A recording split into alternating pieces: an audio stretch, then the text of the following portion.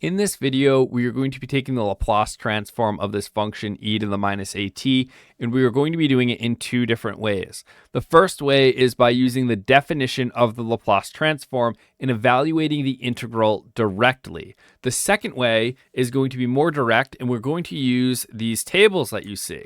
Well, this top table we're really going to be using to validate the result we get from the integral. The bottom table we're going to use to see how we can modify a table entry if it doesn't fit our function exactly. So it's going to just be a little bit, the entry is going to be a little bit different than our function.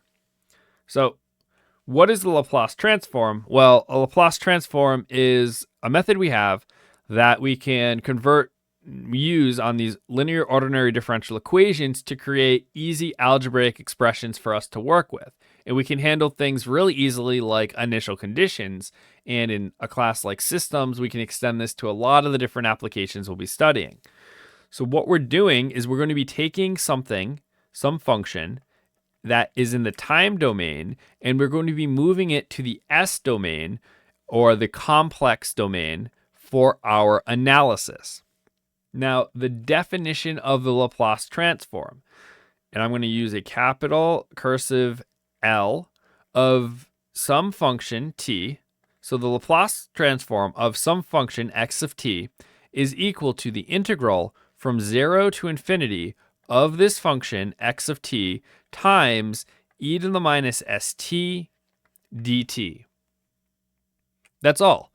We just now put our function into the integral, and we integrate and solve and evaluate it at 0 and infinity. Now, it does get more complicated if you're using a really complicated function. The integrals can get really messy and hard to do, so that's why we have the tables, but that's all that's happening. So for us, let's plug in the function we're looking for. So we have the Laplacian, or the Laplace transform of x of t, which is e to the minus at. So the Laplace transform of our function is equal from 0 to infinity of e to the minus at times e to the minus st dt. Okay, so right here, we can combine these two exponentials. And if we use properties of exponentials, we'll get, this is e to the minus s plus a t. And I've just rearranged the order of s and a to make it look more like the table when we're done. But when we write out this now, all we need to do is our integral from 0 to infinity of e to the minus s plus a times t dt. So this integral becomes 1 over a minus s plus a e to the minus s plus a times t evaluated from 0 to infinity. So let's evaluate this. Let's do 1 over minus s plus a e to the minus s plus a, and t is going to go to infinity, minus 1 over minus s plus a e to the minus s plus a, and t is going to go to 0. Well, what happens? Well, e to the 0 just goes to 1. So that e just goes away, but we're left with the coefficient. These minus signs are going to combine, so they're just going to become a plus. And then this e to the minus infinity is going to go to 0. So this entire term just goes away. So now we have our answer, the Laplace transform of e to the minus at is equal to 1 over s plus a. So now what we want to do is we want to check in our table. So we look at our entries, and this is the entry that we're looking for, e to the minus at. Well, e to the minus, in this condition right here in systems, we don't really work with systems that time is going to be less than 0. So e to the minus at gives us 1 over s plus a. So it's the same result. Now, if you went through and you looked at these different entries, of our function, you could put them into this integral that we have. You could do the integration and you would come out with this column right here. So it's just a more convenient way to figure out what a Laplace transform is. So you would just say, okay, my function is e to the minus at,